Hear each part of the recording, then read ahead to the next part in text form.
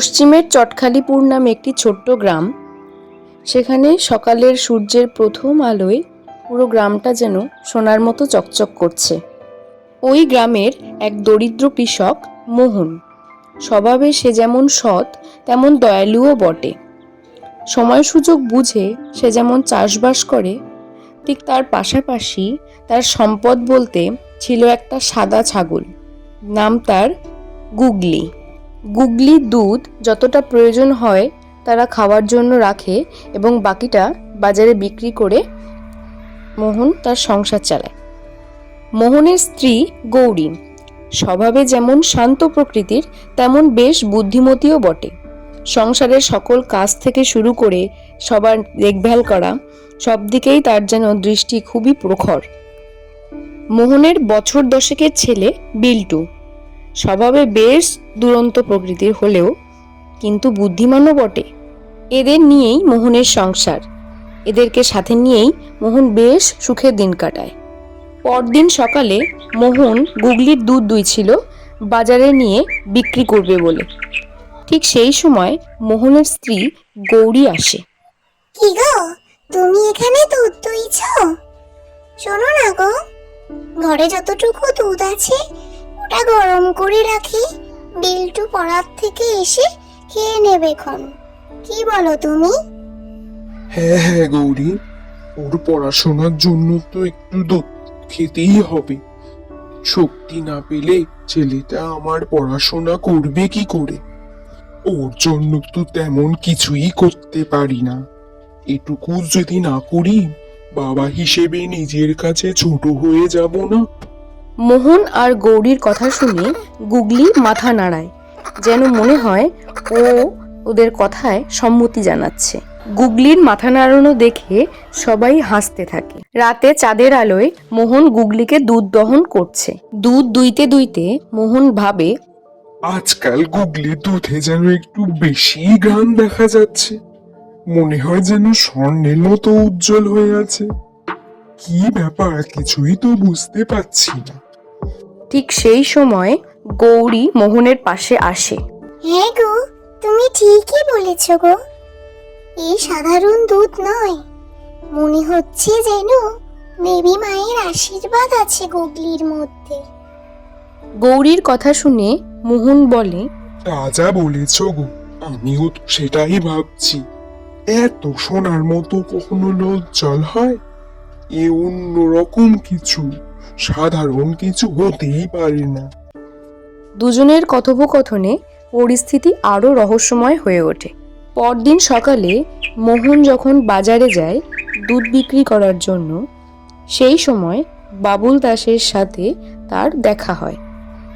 এই বাবুল দাস হলো গ্রামের এক লোভী দুধ ব্যবসায়ী। সব সময় মোহনকে হিংসা করত এবং মোহনের কোনো উন্নতিতে রাগে জ্বলে ছারখার হয়ে যেত।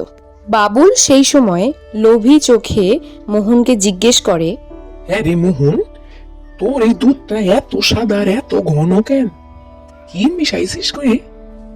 পাউডার টাউডার মেশাচ্ছিস না তো? গ্রামবাসীদের বোকা বানাচ্ছিস না তো? বল বল। বাবুলের কথা শুনে মোহন শান্ত সুরে বলে, না না বাবুলদা, এটা আমার ছাগল গুগলির দুধ। খাঁটিও বটে, পুষ্টিকরও বটে, এতে কোনো ভেজাল নেই। বাবুল দাস মনে মনে ভাবতে থাকে, আমি যদি এই ছাগলটারে পাইতাম, তাহলে দোকানের দুধটা বিক্রি করে কত বড় লোক হইতাম। এই যে আসল দুধ, সোনার মতন চকচক করে এ দুধ। এ দুধ বিক্রি করলে লাখ লাখ টাকা ইনকাম করা যাবে। কি করে যে নিতে পারবো সেটাই শুধু ভাবছি।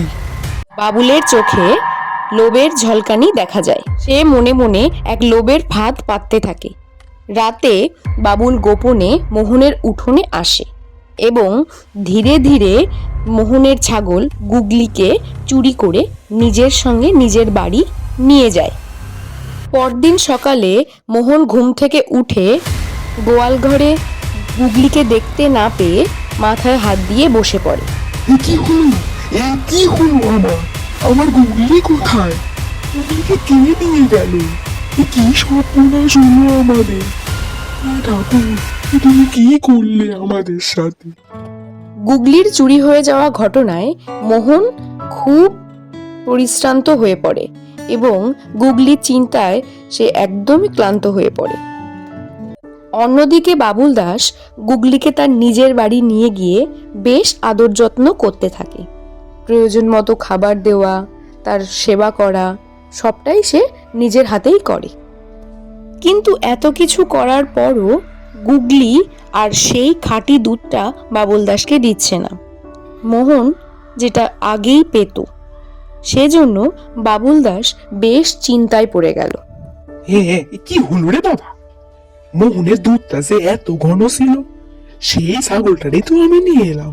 এ যে কোনোই দুধ দেয় না, অথচ কাণ্ডে ভিন্ডে সারাদিন খেতেই আছে। এর যে নিয়ে এসে আমার লাভের চেয়ে লসই হইতেছে। কি যে জ্বালায় পড়লাম আমি। সেরকম কিছু সুযোগ সুবিধা না পাওয়ায় বাবুল দাস আবারও গুগলিকে মোহনের বাড়িতে রেখে আসে। রাতের বেলায় মোহনের বাড়িতে গুগলিকে রাখতে গিয়ে বাবুল দাস একটু ইতস্তত বোধ করে। ওদিকে মোহন হঠাৎ ঘুম ভেঙে উঠে কিছু একটা সন্দেহ করে। ততক্ষণে বাবুল দাস মোহনের বাড়ি থেকে দৌড়ে ছুটে পালিয়ে যায়। পরদিন সকালে আবারও ঘুম থেকে উঠে মোহন আর গৌরী গুগলিকে দেখতে পায়। গুগলিকে দেখার পর তাদের মন আনন্দে ভরে ওঠে। ওদিকে বাবুল দাস সেরকম কিছু সুযোগ সুবিধা করতে না পারায় মোহনের নামে সমস্ত পাড়ায় গুজব রটায়। সেজন্য সে চুপি চুপি গ্রামের প্রধান পঞ্চানন কাকার কাছে যায়। এই পঞ্চানন চাটুর্যে গ্রামের প্রধান, বেশ দায়িত্বপরায়ণ এবং কোন জায়গায় কোন কথা বলতে হয় সেটা এনার কাছ থেকে শেখা উচিত। গ্রামের প্রধানের কাছে গিয়ে বাবুল দাস নালিশ করে যে, জানো তো কাকা, মোহন একটা ছাগল এনেছে। সেই ছাগল জাদুর দুধ দেয় এবং জাদুবিদ্যা করে মোহন। এই জাদুবিদ্যার দলে ওর বউটাও আছে। এইভাবে ওরা দুজন মিলে গ্রামের সকলকে বোকা বানাতেছে গো। গ্রামের প্রধান পঞ্চানন কাকা গম্ভীরভাবে বলে, তোমার কাছে এই বিষয়ে কোনো প্রমাণ আছে কি? তুমি প্রমাণ করতে পারবে মোহন জাদুবিদ্যা করছে? পঞ্চানন মশাইয়ের কথা শুনে বাবুল বলে, না না কাকা, আমার কাছে কোনো প্রমাণ নেই, কিন্তু আমি নিজের চোখে দেখেছি গো। দুধে আলো ঝলমল করে, আবার দুধটা বেশ ঘন। কিন্তু কিভাবে যে এই ঘন দুধ পায় এটাও কাউকে বলে না। এর পরপরই সমস্ত গ্রামে গুজব রটে যায়। জানো তোমরা, মোহন নাকি একটা জাদুর ছাগল এনেছে। ওরা নাকি আবার সেই ছাগলের দুধটা বাজারে বিক্রি করে অনেক টাকা ইনকাম করছে। আবার শুনলাম নাকি ওর ছাগল নাকি দেবী রূপে রাতের বেলায় আসে, সারাদিনে তাকে কেউ দেখতে পায় না। এত গুজব রটে যাওয়ার জন্য রাতের বেলা সবাই মোহনের বাড়িতে গিয়ে জড়ো হয়। পঞ্চানন কাকা রীতিমতো মোহনকে জিজ্ঞেস করে যে, হ্যাঁ গো মোহন, তোমার ছাগলের দুধ নাকি সবাই দেখছে, সেটা নাকি স্বর্ণের মতন উজ্জ্বল। ঠিক আছে, তাহলে আমাকেও আজকে দেখাও তোমার ছাগলের দুধ কেমন সুন্দর, সেটা আমিও দেখি। অবশ্যই বাবু, আমি আপনাকে অবশ্যই দেখাবো। আপনার সামনেই আমি দুধ দহন করে দেখাচ্ছি। এতে কোনো ভেজাল নেই বা কোনো জাদু নেই, আপনি নিজেই দেখে নিন।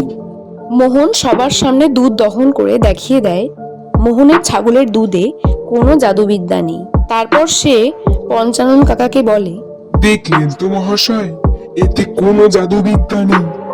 আমি গুগলিকে ভালো মন্দ খাওয়াই, সুন্দর যত্ন নিই, সেজন্যই গুগলি ভালো দুধ দেয়। এ হচ্ছে ভালোবাসার জ্যোতি। পাশ থেকে গৌরী বলে, মনের পবিত্রতা থাকলে কাজেও আলো আসে। এতে কোনো ভেজাল নেই, বা আমাদের মনেও কোনো রকম কোনো ছল চাতুরি নেই। মোহন আর গৌরীর কথা শুনে গ্রামের সবাই মাথা নাড়ে। আর তারপর পঞ্চানন কাকা বলে, আর বাবুল, তুমি লোকের কাছে গুজব রটানো বন্ধ করো, তোমার শাস্তি হবে, শাস্তি পাবে তুমি। তারপর বাবুল দাস মোহনের পা ধরে ক্ষমা চায়। মোহন মৃদু হেসে উত্তর দেয়, ভুল বুঝে নিলে তো সেটাই বড় শিক্ষা। তুমি যে তোমার ভুলটা বুঝতে পেরেছো, এটা তোমার ভুল। এর থেকে বড় শিক্ষা আর হয় না। পরদিন ভোরের আলোয় মোহন, গৌরী, বিল্টু আর গুগলি চারজন মিলে মাঠে হাঁটছে।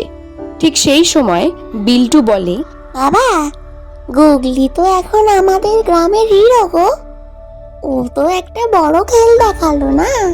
হ্যাঁ রে বাবা, সত্যি আমাদের গুগলি একটা বড় শিক্ষা দিল আমাদেরকে। সামান্য একটা ছাগল হয়ে আমরা ওর কাছ থেকে অনেক কিছুই শিখলাম, যে ভালোবাসা আর সততা সব সময়ে সবচেয়ে সবার আগে। ভালোবাসা থাকলে কোনো জাদু, কোনো ছল চাতুরি বেশিক্ষণ স্থায়ী হয় না।